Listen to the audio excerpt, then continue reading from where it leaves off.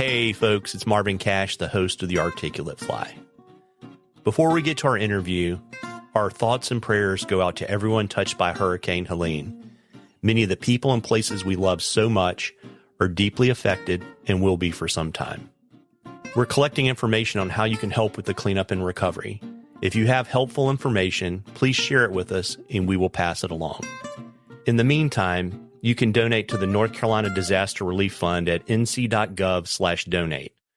The fund, with the assistance of the United Way of North Carolina, will provide for immediate unmet needs through reimbursements to nonprofits working directly with disaster survivors. Please consider making a donation. Our guest this episode is Pennsylvania guide Frank Landis. Frank and I take a deep dive into night fishing for predator trout. We cover it all: scouting water, fishing and non-fishing gear, flies, and presentation. I think you're really going to enjoy this one. But before we get to the interview, just a couple of housekeeping items. If you like the podcast, please tell a friend, and please subscribe and leave us a rating review in the podcatcher of your choice. It really helps us out. And a shout out to our sponsor, Trout Routes. It's a fact none of us get to fish as much as we want. Almost overnight, planning a fishing trip went from a gazetteer and word of mouth to the entire internet. There have never been more resources available for fishing, but it's a challenge trying to wade through the digital noise to find the most current and relevant information. Spend less time surfing the internet and more time on the water with Trout Routes. With over 350,000 access points mapped across 50,000 trout streams and much more, Trout Routes has all the data you need to help you make the most of your time on the water. Where I fish in southern Appalachia, figuring out how to get off the water can be as important as finding it in the first place. With Trout Routes, I can mark the best spots to get out of the water so I don't find myself in a valley I can't climb out of as the sun goes down. Up your game and download the app today. Use code ARTFLY20, ARTFLY20, all one word, for 20% off your Trout Routes Pro membership at maps.troutroutes.com. Now, on to our interview. Well, Frank, welcome to the Articulate Fly. Hi, Marvin. How's it going? Just trying to stay out of trouble. And, we have a tradition on the Articulate Fly. We like to ask all of our guests to share their earliest fishing memory. Sure, yeah. I was really young. I have a bunch of young fishing memories. I might have been, 4 or 5 years old. I can remember my aunt and uncle taking me out to a bluegill pond and just throwing a bobber under some, with worms under a bobber and catching bluegill very, very easily. And that was obviously exciting. And then to compare that to maybe the opposite experience, my dad took me out bass fishing in a lake with regular gear as a 5-year-old. And I don't know if that's even the first time he ever took me fishing, but I can remember not catching anything and snagging all the time. We're fishing rubber, bass, bass lures and stuff. And for a little kid, it was just, maybe a little too hard and had no success. So I had two good experiences where I had a really easy time and then a real tough time. And, that's real fishing. So set me up good for, my expectations going forward. Yeah. Good thing you weren't losing crankbaits, or your dad probably wouldn't have ever taken you fishing again, right? Yeah. No, just soft plastics. Yeah. I think it was rubber soft plastics, that kind of thing. So not too bad. Yeah. And so when did you come to the dark side of fly fishing? Yeah, so my dad always fly fished, and, while he would be fly fishing, I'd often just have bait or spinners or whatever, kids fish with. And then, I would get a situation where everything would be nice and easy. He'd hand me the fly rod and, sometimes I'd hook a fish and oftentimes I'd break them off because you're trying to pick them straight up with 5 or 6X and, a stock trout or whatever and, snap it off. But I definitely got that first experience as super young. And then I think by middle school, I can remember tying a couple elk hair caddis and catching some fish on them at my local stock stream. So pretty solid early set of memories fly fishing. But then, I didn't really dive in where I'm fully fly fishing until I was a little bit older, college age. So got it. And so who are some of the folks that have mentored you in your fly fishing journey, and what have they taught you? Yeah, so obviously my dad, and what my dad really instilled was the basics of fly fishing. He was a decent angler himself. Kind of got me started. And then what I think really influenced me most with my dad is one way he showed me it was when you do a hobby, just diving full in. First it was archery when I was young. We used to shoot recurve a lot. As I got older, it turned into whitewater kayaking. We'd drive all over the place to find whitewater, waiting for, rainstorms to hit different parts of the East Coast and driving there, when we had the chance. And then that eventually evolved into fishing by the time I was in college. So he really taught me to kind of really dive into hobbies and indulge rather than dabble. And so that was kind of my start. And so by college, I'm really fishing a lot. Eventually I moved to Carlisle and got a job out this way teaching, and then worked at TCO Fly Shop out here. And then, met a bunch of people, but one that stands out is Tom Baltz. I think you said you know Tom, correct? Yeah, I met Tom, I think, for the first time at probably one of the last fly tying symposiums before COVID hit. Gotcha. Has he been on your show? I had never seen him. Never seen that. I don't remember. No, he's on the list though. Oh, cool. Well, yeah, he'd be a good one. He's a legend in our area. He's been guiding, man, I want to say close to 40, 50 years in this area. So, I mean, like, you're not going to find a person with a better wealth of experience, and you're not going to find someone who knows as much just locally. And, what better person to talk to than someone who's been doing the exact same thing that I'm trying to do for the last 40, 50 years. He's just a wealth of knowledge, and he's become quite a good friend. I mean, we've talked a lot and spent a lot of time. Me and my wife hang out with him and his wife quite a bit, and we've become close. So he's just been a huge influence to me on the fishing side of things, just locally in this area as well. And then one more I think is worth noting. We're going to be talking about night fishing. And then the person who really got me thinking about the night game and really got me excited is good friend Sam Galt up at the TCO State College store. He's the head guide up there. And he's just an amazing angler and again, a great guide. I've spent quite a bit of time with him. When I'm guiding up in that neck of the woods, I'll crash at his house, and we've had endless conversations about, all things fishing. And one of the things that came up over and over was night fishing, right? And he really piqued my interest and got me thinking, telling me crazy stories about fish doing weird things and big fish and, how it's different and exciting. And that's really what sparked my interest. And not only just the interest, but like his platform, his methods. That's kind of what I started with. And that was kind of where I built my kind of night fishing program off of his techniques. So that's kind of my guy there. Yeah, very, very neat. And so, how did you initially get the guide bug? Yeah, so I worked at the TCO Boiling Springs shop for maybe 3 years when I moved in this area before I started guiding. It was just a natural transition, I think. I'm a teacher, so, it was like, I fish a lot. I'm already a teacher. Those two things go hand in hand when it comes to guiding. So eventually Jake Vilwalk, Relentless Fly Fishing, who does all the TCO trips in my area, he pretty much, gave me that shot, and I started guiding a couple trips a year, and it's kind of been growing from there. So that's kind of how that all started. Very, very cool. Are there some folks kind of on the guide side that have kind of helped you hone your craft? Yeah, I mean, everybody in the TCO kind of world that I've run into has played, some type of role. Guys that you've had on the show, other guys as well. I mean, my good friend Alex Caliveris, he's a full-time guide in our area. I mean, he's been a great friend of mine, just a good peer. Brendan, you've had on the show, Brendan Roosh, as well. Neil Sunday, I worked with him at the shop quite a bit. And, I've gone on a couple of, group trips with Neil, and just picking up on little things like, the best places to take your clients to lunch or things like that. Like, yeah, picked up stuff like that from Neil.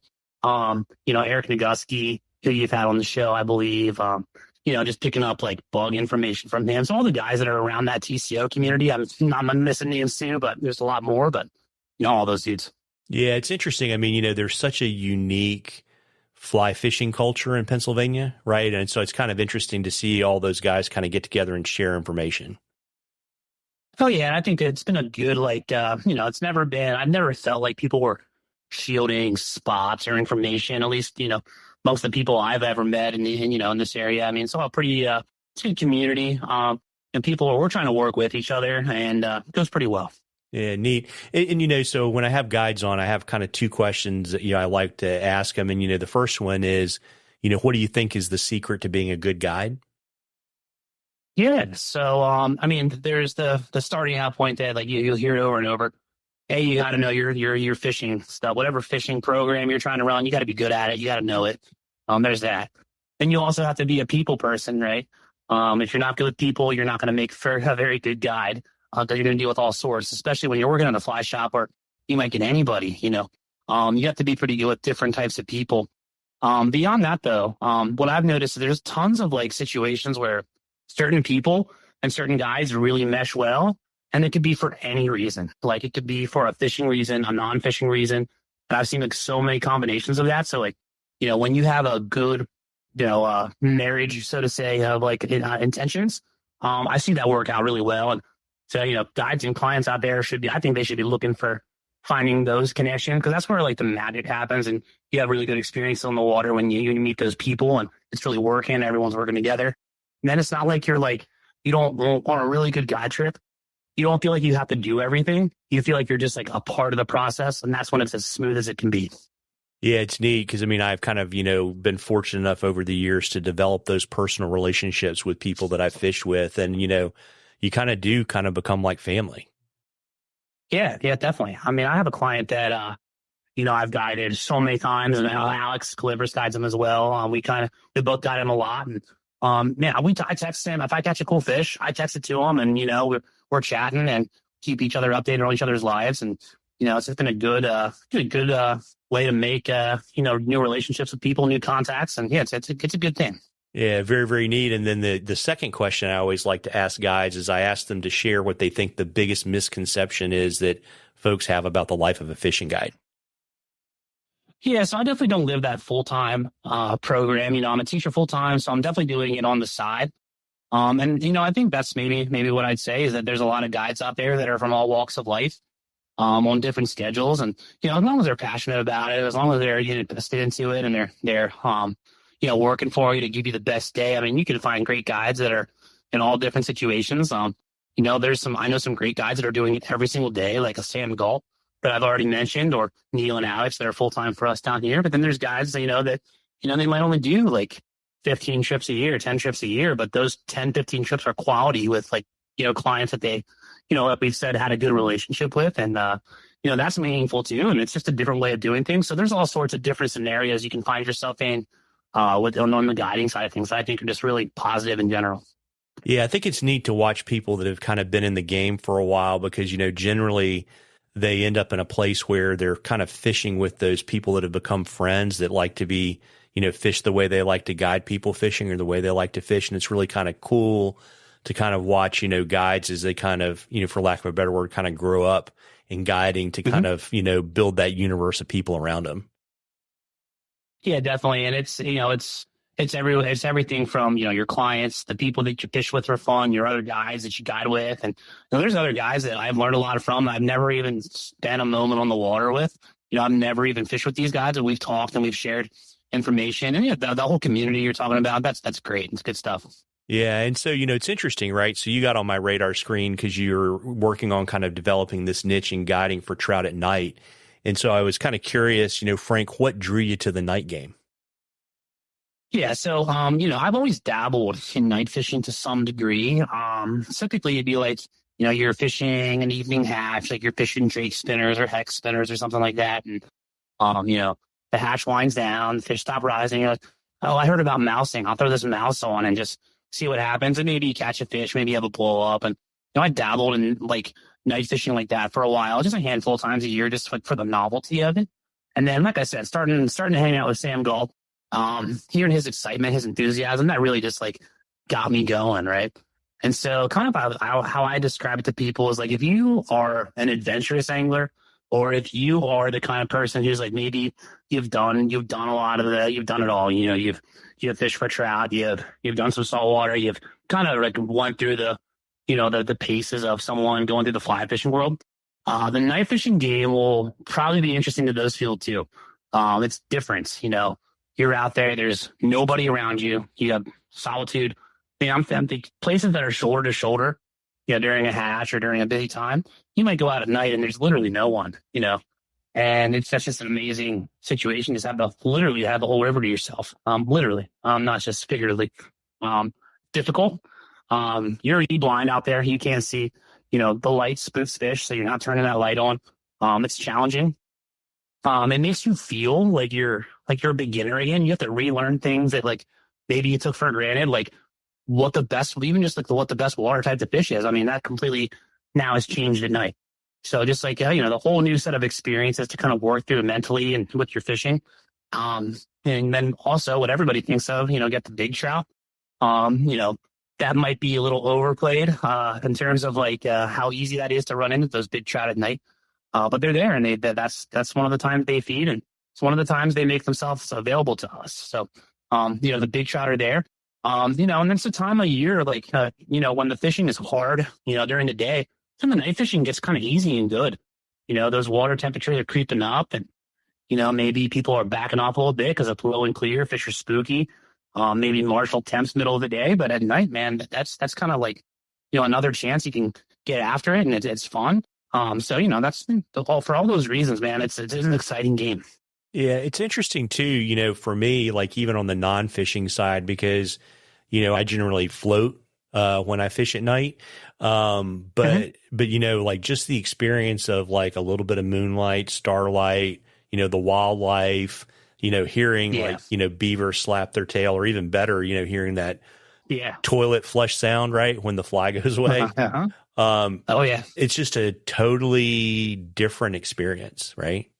Yeah, you're tapping into senses that like you don't need to tap into during the day. Like sound, even like thinking about like not knowing where your fly lands. I mean, you're listening for the splat of your mouse hitting the surface, and that's how you know if you got close to the bank or not. So you're tapping into parts of your sensory system that you don't really have to during the day. You mentioned the wildlife. I've had so many like weird wildlife experiences at night. I think Sam told me one time, he's like, half of the biological world is happening out there at night, but we're kind of oblivious to most of that as humans. We don't even pay attention to it, and it's all out there. It's available to us, and we can experience it, and you can be out there. You just can't see, right? Yeah, I tell you, one of the neatest things, and it's not really wildlife, it's fishing, but, fishing at night on the Watauga and floating out into the lake and moving like, 50 and 60 striper schools, fish, kind of wild, right? Because there's stripers in that system too. And so you're coming out and, you're done, trying to get Mr. Big Brown Trout, and, you turn your light on and you've got like pods of like, 40 to 60 striped bass. That's awesome. Yeah. We definitely don't have that here. And I think like, you mentioned like the floating dynamic. Unfortunately, again, my local areas, we don't have rivers that can like sustain a reasonable float at night. When the night fishing conditions are good. If I drove 3 hours in a direction, I might have some of that. But my bread and butter stuff is not really, available in a boat. We can float rivers when they're kind of too high to wade in our area, like our mainstay rivers. So I don't get the chance to fish them at night as much, but like, I guess like to talk about the differences there. Like what is the process? Like how much water are you guys covering? How far are you floating at night? How long are you spending in a run or a pool? Are you moving a lot, or, what's your basic game plan so I can kind of bounce off that? Yeah. I mean, so, I would say the float is probably not quite as long as like a traditional day float. Right. But I mean, not unusual to like put on, it kind of depends on how you're doing it, but, you could like, put on like in, like 2 or 3 o'clock in the afternoon, kind of quote normal fish, right? And then kind of eat dinner at dusk, and then fish until like 4 or 5 o'clock in the morning. And so that's a long day. Yeah, I mean, awesome though. Yeah, you do it back to back, it'll really kind of wear you out. But I mean, I would say since you're fishing, you're not generally going back and refishing areas. You're kind of consistently kind of working down the river. And I would say you're not anchoring up really too much or anything. No. And I would say too, like, not really anchoring up, and, current's relatively slow. And so, you're just kind of consistently, kind of working your way down the river, maybe sneaking peeks at the bank with your headlamp every now and again, just to make sure that you kind of have an idea about what's coming up. And, yeah. And then I don't row the boat, for the record. So, I know that river. Yeah. I deeply trust, the folks that I fish with on the Watauga and the South Holston. Cause I mean, when you're starting to float through like, class 2 rapids in the dark, it makes it kind of interesting. Better know your line. Yeah. And so, I would say that, and then I would say probably compared to how you do it, there's probably a little bit more light pollution. Because sections of the South Holston and the Watauga are relatively close to the road. Obviously there are people that like to have houses on the river. There's also, not an insignificant amount of what I would kind of consider light industrial, right? So you might have a warehouse that's got like, Sure. spotlights and stuff. But, the flip side of that is, from a wildlife perspective, you get to see like, heron and osprey at night, basically looking for shadows to try to find a fish that makes a mistake. Oh yeah, yeah. That's pretty cool. I mean, I love to do that. That sounds awesome. I mean, just from hearing your description though, like the big differences that pop out as you describe what that's like would be, I can fish at night for a lot less. Like I don't have to commit such a big night, if I have work the next day, I can go out, and if it's, especially this time of year, we're now in late September, days are getting shorter. I can get out at like, maybe 8:00, 8:30, and it's already dark. And if that moon doesn't come up till 11, I might fish, 8:30 to 11, get home. I'm in bed before midnight, and I can get 6-7 hours of sleep, which, maybe I should get my full 8, but it's, at least I get a respectable amount of sleep, and, I'm at work the next day. So there's that less commitment. And like you alluded to, like I will like refish water that's really good on foot, and really work it thoroughly. And I do it with a lot of confidence. Like on that second pass, I have just as much faith that big fish is going to eat on that second and third pass, because sometimes it takes those fish a second to kind of settle into spots, especially right after dark. And then also just like the nature of it being harder for them to find the food. You might just simply miss them, and you might just kind of pass by them, and you got to give those fish a chance to eat your fly. So I have no qualms with hitting the same spot 2 and 3 times over, and kind of being more thorough. And then obviously you got the wading factor, so you're stumbling out there at night. You kind of have to know the river, pick sections of the river that you are comfortable wading based on your skill level, what you're good at, what you know. You can really night fish anywhere that you could wade, but it might be smart to kind of pick and choose your spots wisely there. Yeah, urgent care is probably not something you want to add to the dance card, I would imagine. And I've had my trips to the hospital for different things of late, but hopefully, night fishing doesn't get me there either. Yeah, and so kind of in your neck of the woods, where do you like to fish at night? Yeah, so I mean, like I live in the Cumberland Valley, so that would be like the Yellow Breeches and all of our famous spring creeks that are in this area, and that's kind of my local haunts that I guide that water during the day most, and that's where I'm fishing locally. But also like your central PA, like stream reports that you do with George, all those rivers that you mentioned on that, they all fish very well at night and have something to offer to us at night. So you have that, and then also, man, like anywhere I've traveled to, like vacation wise, like the Rocky Mountain West, a ton of night fishing I've done in Colorado with a good bit of success. A little bit in Wyoming here and there. I've avoided night fishing where I think I could run into a grizzly bear because it kind of freaks me out, even though it's probably not likely. Still, man, I don't trust that. So I'm not night fish some of those places, at least not wading. I wouldn't do a wading, but so you got some wildlife in some parts of the country that might make me a little hesitant. But overall, man, like it's a pretty safe thing to do, and I've not done almost anywhere I've fished except for some of those densely grizzly populated places. Like that freaks me out, so I've avoided that. Yeah, it's kind of funny because I would say, I've fished out west a fair amount, and I'm more scared of moose and bison than I am of grizzly bears. Sure. And I think a moose at night would be like, you're sneak off the willows along a bank, freaking Colorado, and there could definitely be moose there.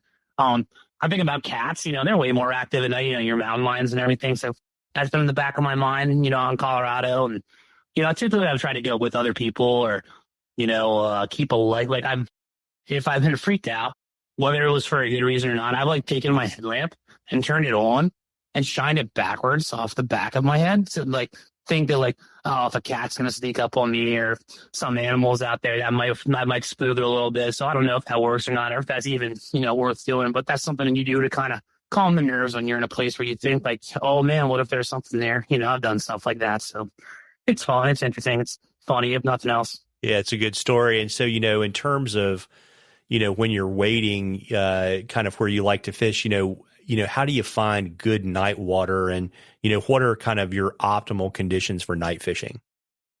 Sure. Yep. So in terms of like the water types, we'll start with that. I would say like the water that's adjacent to the good daytime water is kind of what you're looking for. It's maybe a little slower, maybe a little shallower, softer, a place where a fish could like leave its daytime holding line and slide into like a prime feeding spot where it can, take advantage of a, crayfish or a mouse or, whatever it might eat, that's what you're looking for.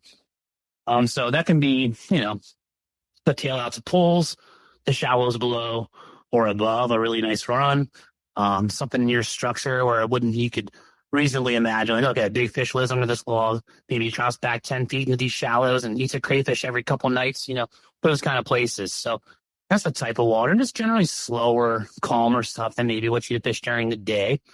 And then you mentioned like conditions. Typically the warmer months are your best bet. I mean, especially in places that have some thermal scenarios going on where fish feed more at night for thermal reasons. That's definitely, a tried and true way to fish at night. But, I like a clear night, as little ambient light as possible, as little moonlight as possible. Sometimes clouds can help or hurt that problem. Like, clouds might block out the moon, but clouds can also reflect light from a town. So you kind of have to, think about what you're doing and kind of calculate the moon and light situations. And I've found that generally the fish are feeding better on a darker night, and especially the bigger fish. Not to say that you can't go out on the full moon and find the shadows and hit those spots and get a fish to eat, but generally I'm liking those darker nights. Clear water. I definitely don't like dirty water. And I'm definitely trying to avoid the fog on the surface when you get like maybe the water's kind of warm or cold, and then the air temperature is like dramatically different. You get that surface fog at night. That can cause some problems. I don't know why, but the fish don't like that. So that's something I avoid. But yeah, you're looking for those clear nights. I like a starry night, no moon, late summer, early fall, pre-spawn. Those are like my favorite conditions. Got it. And I know, when we were talking before we did the interview, you were telling me that there's actually a difference between night fishing a spring creek versus a freestone. Yeah, definitely. The big thing is the consistency in water temperature. Like I'll name one river for each to give an example for those who might know spots that are not, no secrets. Yeah, so we have, in my area, I have a Latort Spring run that runs right through Carlisle where I live. And that's, 50 some degrees every single day of the year. It's not changing. It is what it is. The fish are spooky during the day. And from my experience, they're also spooky during the night. They're not necessarily, they haven't let their guard down. I think they feel vibrations. I think the way the banks are, I think they feel vibrations. I've walked up to the bank at night in pitch black conditions, and I've seen like big fish push wakes off the bank. They felt me coming up to the bank. So they're still spooky, and they're also less predictable in those spring creeks because they don't have to feed at night for a thermal reason. A good example where they have to feed at night for a thermal reason would be Penn's Creek. I know you guys talk about in your stream report out there. Penn's, it has definitely some sketchy temperatures during midsummer. So, the best time, the most predictable time to fish a river like that, the Freestone, in Penn's has some limestone influence, some spring influence way up top, but as it goes, farther down, it's more like a Freestone.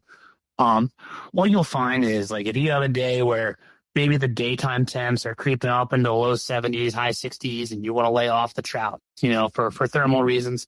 At that same night, let the sun go down for a few hours, and it might drop down to 62, 60. When those fish are ready to feed, they have to feed. So because they have to take advantage of that like window for their metabolism, it's like when it's healthier for them to be active, they're going to be interested in eating stuff at night, no matter what it is, surface, subsurface, anything. They're on it. So, that's an interesting little dynamic. And I think a Freestone or something that has a predictable temperature swing, you can get that really predictable night bite. Not to say, though, that on the spring creek or a tailwater where you have that consistent temp, you can get into some good night fishing there, too. But it just might not be as, not clockwork in the same way because the fish don't have to feed them. Got it. And, kind of moving on to gear, what's your kind of preferred, rod, reel, and terminal tackle setup for night fishing?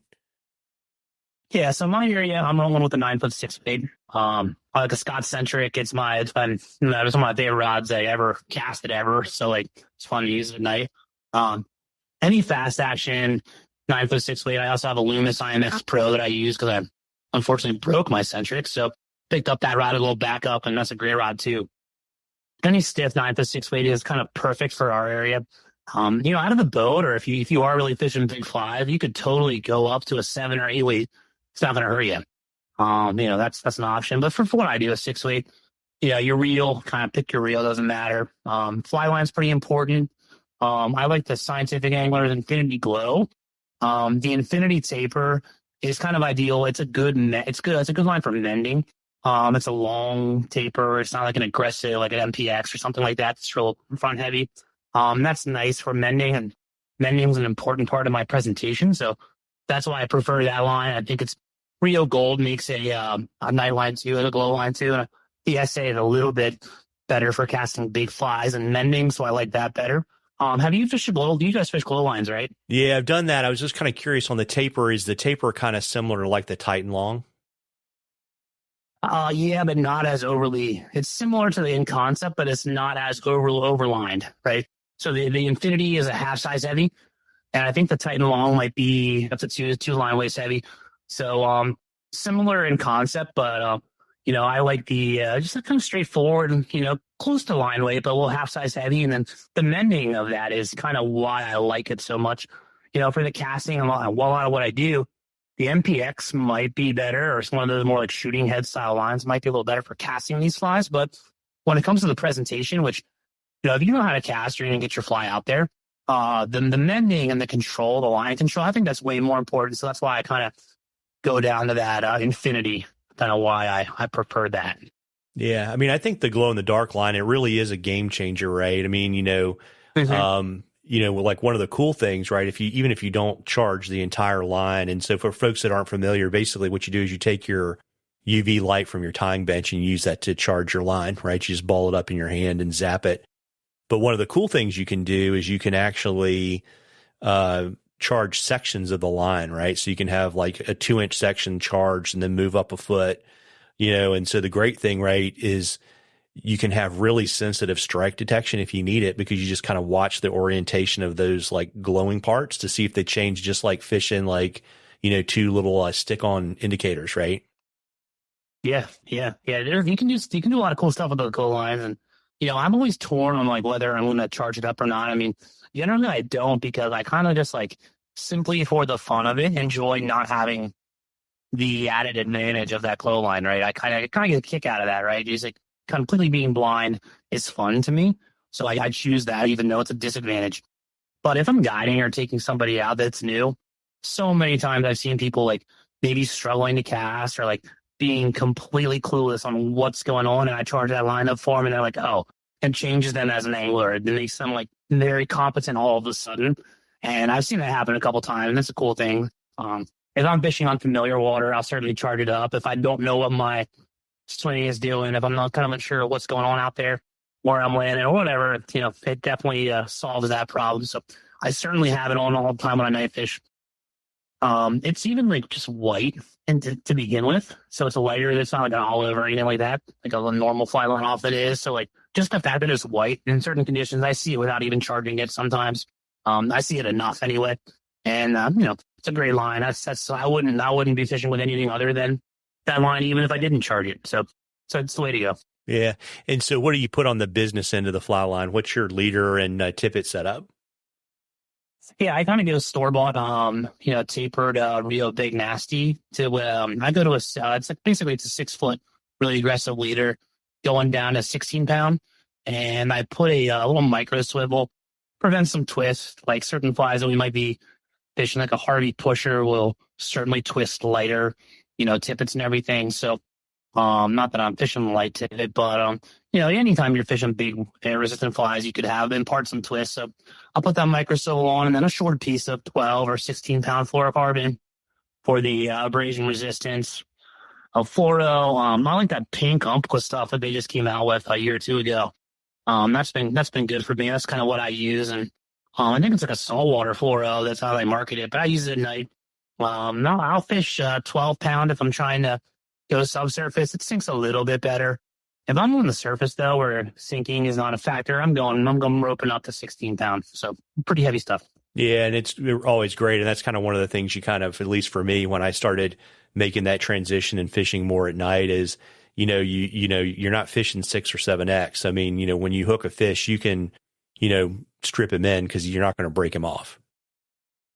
No, you can, if that hook is buried, you can play that fish with confidence. You get them in fast, less chances for things to go wrong. Sometimes at night I've found like sometimes the fish really freak out, and sometimes they're just like they're just kind of bulldogging around like they do during the day. It kind of depends. No matter what they're doing, you can really put the wood to them with that. If you have a 16-pound on there, and it's just like a brown trout in Pennsylvania, even if it's a huge one, you're not going to break the fish off unless you've messed up your knots. So, or you have like some nick in your leader from some hitting something you didn't even know about. That's the only way you're breaking the fish off. So, yeah, definitely that heavy stuff is a huge advantage. Yeah, and so what are some of the other gear that you need to have if you're going to go out and fish at night? Yeah, so definitely the lights. The headlamp is crucial. You need it to tie knots. You need it to get around a little bit. I always suggest a headlamp that has a red light option that is turning on first if possible. So like you have the option to turn it on first, or it cycles through it first either way. Reason for that is obviously the white light can spook a trout. So if I want to, tie a knot or something that I don't really want to, blow my spot up, I'll turn that red light on. Catching a small fish that I want to take a picture of, but it's not worthy of a white light. Use the red light for that. And not going white first is big there. And then obviously, a nice, good white light for getting around or taking that picture of the big one that you got. So, the headlamp's super important. From there, definitely on the other end of the lights, the handheld light is pretty important for my system. I gain a lot of information after I'm done fishing a piece of water. I'll shine that light as a really bright light, like a 2000 lumen, like kind of a light, and I'll hit the water from a position where you're up a little bit, like from a boat. I could see like not being able to even see the fish from afar because you don't have the right angle. But if you're up on the bank going straight down, shine that and blast that big light on them, and you'll see if those fish are where they should be on a good night. If they're in the shallows and they're hanging in a couple inches of water, yeah, like they were feeding. They're not in there for no reason. So that light gives us a ton of information. So, on the light end of things, I think it's important to have both. I fish with a lot of people that don't have a handheld light, and I think it just prevents you from gaining some information. Certainly I don't fish a spot after I've shined a light on it because I have no confidence that those fish are not spooked. But, once you're done, and before you move spots, you can get a lot of information from that handheld. Yeah. And also, too, just to let folks know that, the reason that the red light is so important is it doesn't mess up your night vision.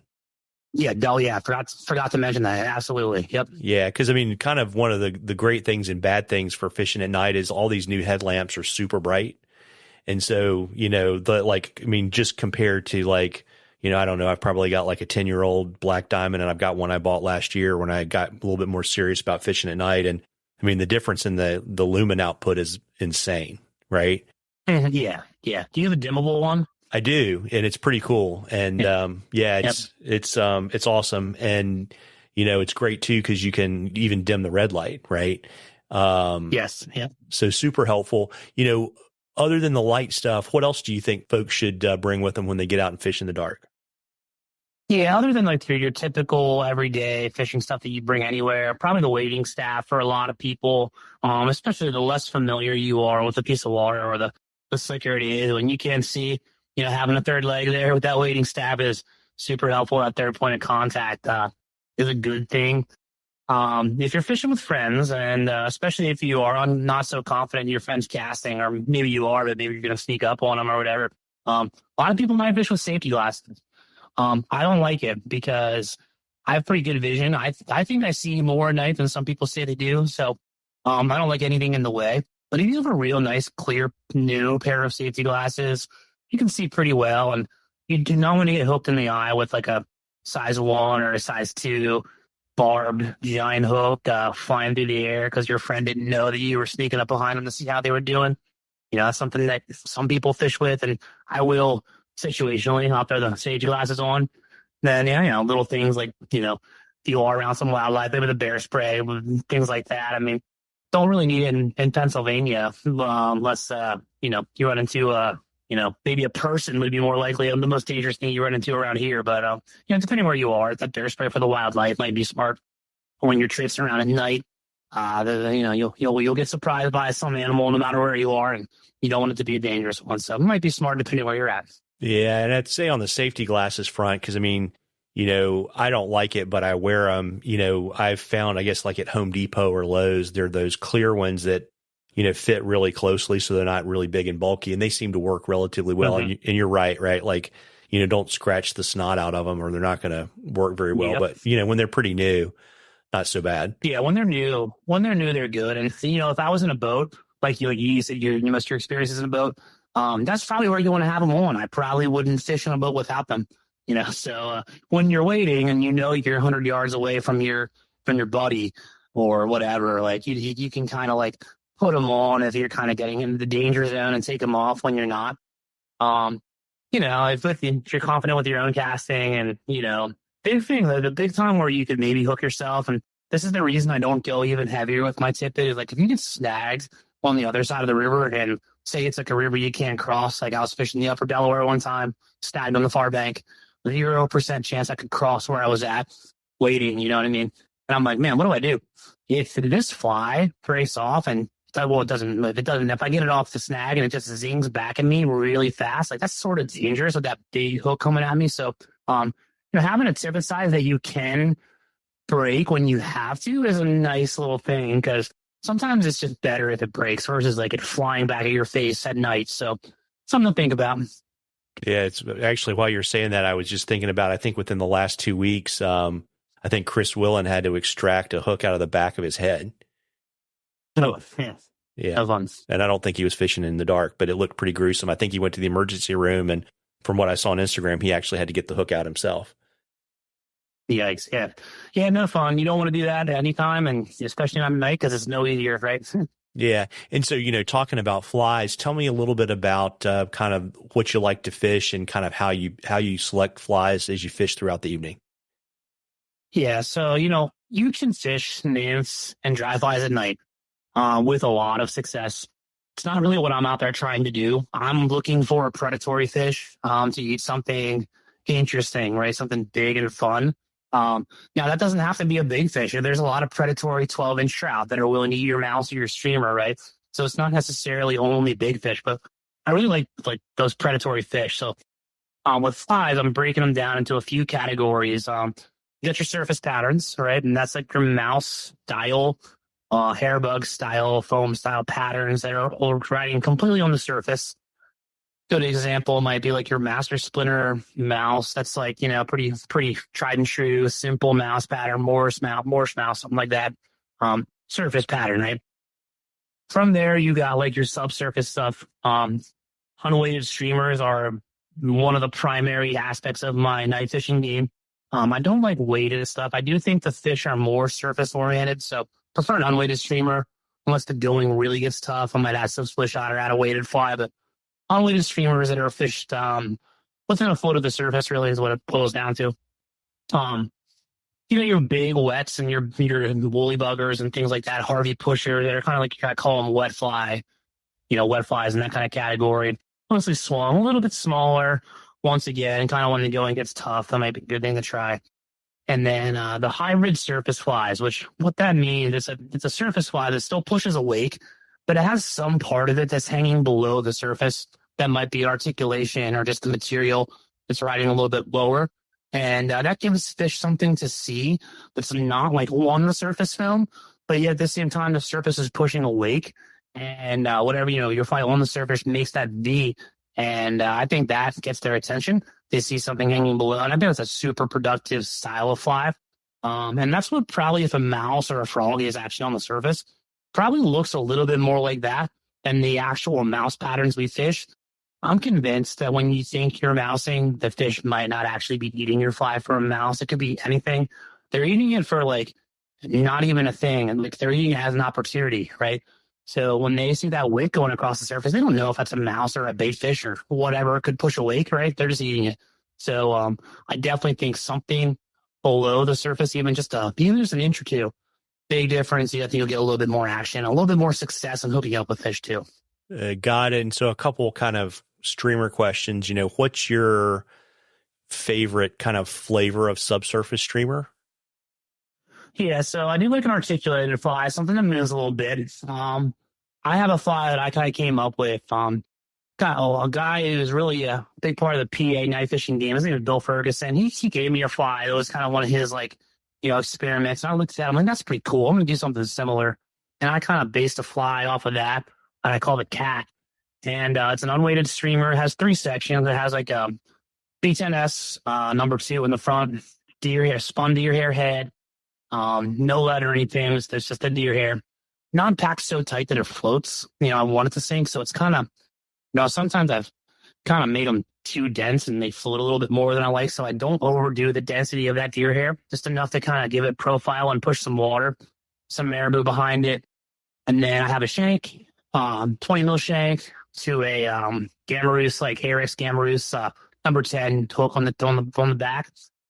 And I'll trim some like chocolate game changer chenille in those back sections, quite flat and thin. And that makes the fly very like dense up front and very whimsy in the back. It makes it swim pretty well. It pushes a lot of water, but it also, because it's so light in the back, makes it very easy to cast. And that's like a huge part of like my night fishing patterns is like, I want to cast them on a 6 weight. I don't want to feel like I need a 7 or 8 weight to throw a nice loop and get it under a tree. So I like the castability of something that's like easy to cast and still moves and still gives some good action. I don't think the specifics of a pattern at night really matter. So like something like how easy it is to cast like really drives like how I choose to tie my flies. Got it. Any color preferences fishing at night? Yeah, so the Pennsylvania way is to fish black flies, because you have the contrast, right? The idea that you're kind of blacking out and silhouetting the best with a black color. I don't think trout see color that well at night, and obviously they're eating things in real life that are not black. So certainly you don't have to fish a black fly to have success. I've seen plenty of people catch fish with olive, but with the black fly, certainly is a confidence thing. Like I think that like in more situations they see it better. So that's why I go black. And I've experimented with going all white in full moons and stuff like that, just because there is some light factored in. And one time I was fishing with my buddy Alex on a very small stream, and the moon was rising like pretty early in the night. So we had like an hour of no moon, but then it was like a really bright moon came over the trees. And I was like, dude, just put a white streamer on. And he's like, well, I think he even asked me, he's like, should I try a white one? I'm like, go for it. Like, try anything, because it was slowing down. And he put that white thing on, and Bill immediately started like getting hits like right away in that moonlight. So, that's something I'm going to experiment with more. I haven't put my time into that like side of things, but it's something interesting to think about. Like, the darker situations, kind of like dirty water, going black. And in the brighter situation, maybe going the opposite, going totally white. Something I do very little, like almost never, but like when the going gets tough, if I am out there in a full moon, something that's in my back pocket to try. Got it. And how about flash and rattles? Yeah, so I do tie a little bit of flash into most of my flies, like just like a black, like UV polar chenille, looks like purplish strands coming off of it. Don't know that really is a factor, but like I figure like, okay, there's starlight, you might have a little bit of moon, you might have a street light, something that reflects a little bit. So I put it on there just as like maybe it works 10% of the time, and like if so, great, right? Rattles are definitely a good idea. The fish are picking up your flies from some type of vibration. They're not like always seeing them first. Sometimes they feel them first, and that rattle just gives them something else to feel. Neat. And so talk to me a little bit about kind of like how you work through your fly box, fishing a particular spot. Yeah, so basically I'll go something confidence oriented, like my cat streamer that I like to fish. The reason I call it a cat is because I think it's better than a mouse, and cats eat mice, so it's kind of like a play on words there, because I like to poo-poo mouse fishing a little bit because I think it's funny. But no, I fish that cat streamer like almost always to start. And if I'm fishing a river that's dense with trout, right, I know there's like a good fish per mile. If they're not eating that streamer, I'm going to make a change. But I'm not going to change to like another streamer. I'm going to change to like a mouse or something like hybrid surface fly or a wet or something different. I'm not going to go like one streamer to a different streamer. I think that's just like your fly is your presentation sometimes. And like, I believe in changing presentations. Pushing a wake is a different presentation than, it's a 5 foot or 6 inches under the water, right? So I change that first. I'll change it pretty frequently if I'm in a densely populated river with really a lot of trout. If I'm in a place where I'm like targeting the big fish, I know there's less trout. I'm not going to change as much. I might fish that fly for hours and hours and hours, knowing that I have confidence in it. And I'm not fishing for numbers. I'm trying to get that one. I'll stick with the same fly longer than I would otherwise. Got it. And so, to kind of get a little bit more specific kind of on the attacking the water and the presentation. So, we've scouted water, we've got our gear, we've got our flies. Talk to me a little bit about, you get in the water, kind of how are you breaking down and attacking the water, and, what are your goals presenting the fly? Yeah, so like I said earlier, I'm looking for that probably a little bit slower water, looking for water that's adjacent to good daytime water. And then from there, like all of my presentations are some type of like swing with some type of tension. Sometimes that is like a traditional, like the same way you'd swing a soft tackle, cast it down and across, maybe give it a little bend and just like hang on and let it go, right? That's like the easiest way to present a fly at night. And that actually works very well in a ton of situations. As you fish more and get a little bit better at it, you can start adding some aspects to that to kind of make your fly come alive or give it to the fish a little bit differently. Maybe you're pausing it in a certain place. That's key. Maybe you're moving it. But generally speaking, I like to do minimal animations of the fly, meaning like I'm not like making that fly go crazy. Maybe one mend and a strip, like a one mend and a good strip to bring that slack in. Whatever movement it gave, that's it. And I'm just going to let that fly swing. So I think less is more when it comes to the night presentation. Not necessarily doing the daytime streamer thing where you're like an active retrieve at all. I'm not doing much of that. Now, sometimes I've seen it work. I've seen, good friend of mine up at the state college shop. His name's Ben. One time he was like stripping at a woolly bugger super fast and like caught a 21 out of the blue. So like, that to me was like, oh, surprising. But, it just kind of proves that different things do work. But like from what I've seen, the slower presentations are kind of like your money on the big fish. Sometimes the smaller fish will key in on that fast stuff. But, the night game is like unknown. It's like the least experimented with game. So like I'll say this and then you might go out and strip that streamer in really fast and catch a big fish and say, Frank, you're wrong. And I'd be like, well, yeah, obviously, because there's not hardly anyone out here doing this. So experimentation is big. And I wouldn't, I have a spot where I've never caught a good fish on top. I've only ever caught them on streamers. And my buddy Alex came with me. He's like, I'm going to try a mouse. And I'm like, please try it. Like, please run that mouse through, because if you get them to eat on top, I want to see what you did. I want to learn, like, were you able to get them to eat that mouse? Because I haven't, so I'm thinking slower presentations. I'm thinking slower water. Swinging with tension. That's the starting point. You can get in the weeds from there and things to try, but that's kind of what I'm thinking. Yeah, and then you were telling me too earlier in the interview that you like to kind of repeat and really cover the water thoroughly. So you might hit somewhere 2 or 3 times, right? Absolutely, yeah. I mean, if I know the water has the fish I'm looking for, whether that's a big fish or just like the numbers of fish, I will no qualms hitting it 3 times. Definitely changing presentation, though, might not be a bad idea. Just trying different things. Maybe you pause that fly a little longer, give it more of a dead drift for a few feet, or you go for that fast switch and really rip it through the water, just to experiment from those second and third passes, just because, you might as well. But on the other hand, like if I'm really confident, like when I'm the most confident in a piece of water, I'll do the same presentation that I know works over and over again, waiting for like the opportunity, because it takes fish time to see your fly. It takes some time that I think sometimes even settle into night water, because they go in from they're going from their daytime program to their nighttime program. Maybe on pass 1, they weren't even there. They might have still been under the root ball, but on pass 3, now they're there. So you could do the same exact presentation you did on pass 1 and catch them on pass 3. And I've had that happen a lot in a few places. Neat. And so, what are some common mistakes that newbies make when they start fishing at night? Yeah, the big technical mistake that's very easy to solve, easy to explain, but hard to get people to actually do is the hook set, right? When you're swinging a fly downstream, current's taking it out, there's some tension. The less you do, sometimes the better. Sometimes these fish will hook themselves because they're going to grab that fly and turn away and swim away. If you just hold your ground and, grab onto that rod real tight and hang on to your cork and just wait for it, it's going to happen, right? But one of the big mistakes we can do is lift that rod and rip that fly upwards to the way you would set for a nun-nymph, right?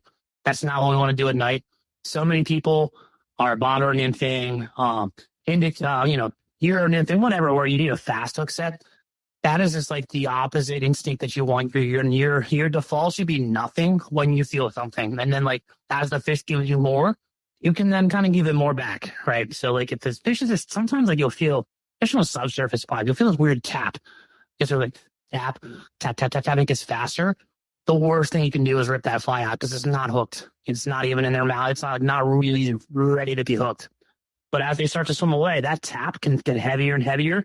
The heavier you feel something on the end of your rod, like and your line, you can then give that with a low angle with your rod. You can give that pressure back, but you can't rush it, right? If you have some slack, you have to maybe set the hook a little bit, but lots of times we don't have slack, we have tension. So less is more. Don't lift the rod. Let the fish kind of swim away and then kind of give them the wood. Got it. Any other tips you're willing to share with our listeners tonight? Yeah, I mean, there's a ton. I mean, things to avoid. We've talked about it a little bit, but like avoid the bright lights, avoid the bright moon.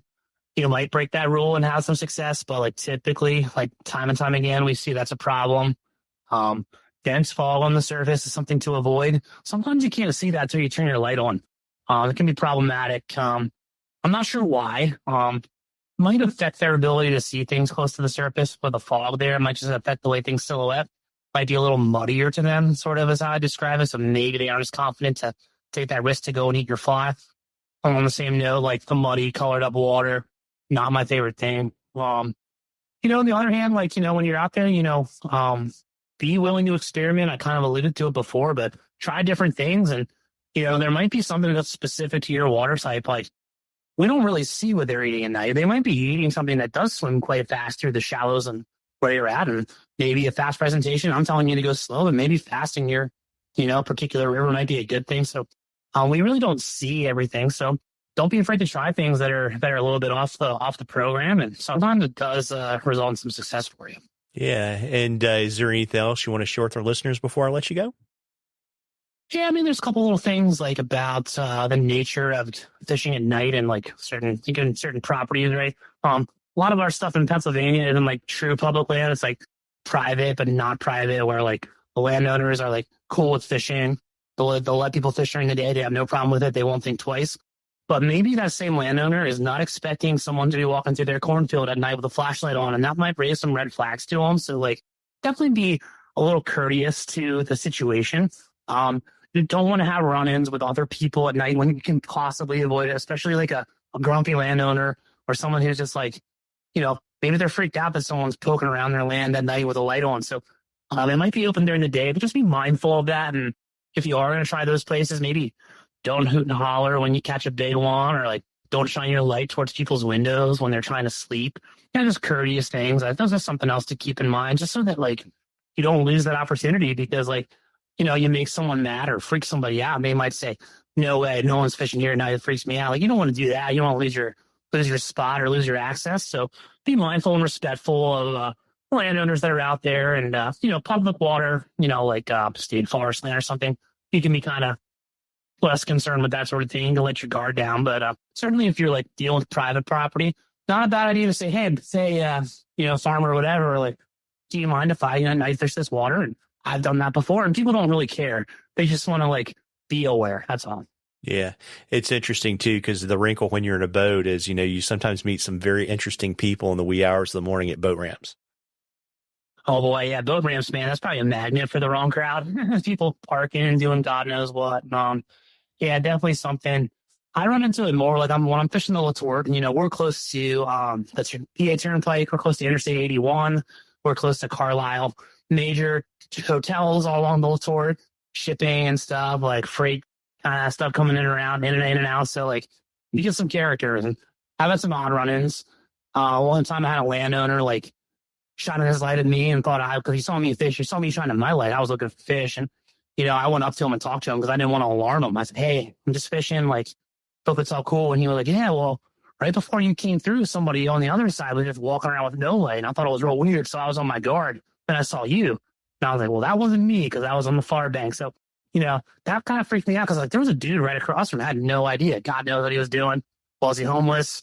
Was he just some dude at the hotel staying there? And, just walking, or who knows what. I mean, you can't begin to guess what people are doing out there at midnight or something. So yeah, be on your guard and, be smart. Definitely some strange situations happen at night, whether it's the fish or the people or anything. It's definitely something to, think about, but it keeps it interesting, right? Yeah, fish with a buddy and carry your bear spray. Yeah, for the people, right? Yeah. Yeah. And so, Frank, if someone wanted to book a day or a night on the water with you or follow your fishing adventures, where should they go? Yeah, so you can hit me up on Instagram. My Instagram handle is Frank Fly Fishes. And then you can also call if you're not on Instagram. You could call like any of our TCO locations. I'm down in Boiling Springs. I'm a guide there through Relentless Fly Fishing. Mostly, I do run like the occasional like odd trip for State College when they're overbooked. So you could call them and they know me up there too. So call one of the TCO shops and ask for me, or hit me up directly on social, and either way we'll get it squared away. Very cool. Well, I appreciate you spending some time with me this evening and helping me as I go more and more down the rat hole about fishing at night for big trout. Awesome, man. So this was great. It was fun. Absolutely. Take care. Hey, man. Have a good one. We hope you enjoyed the interview as much as we enjoyed bringing it to you. Please consider making a donation at nc.gov/donate, and don't forget to check out Trout Routes Pro at maps.troutroutes.com. Use ARTFly20, ARTFLY20, all one word, to get 20% off of your membership.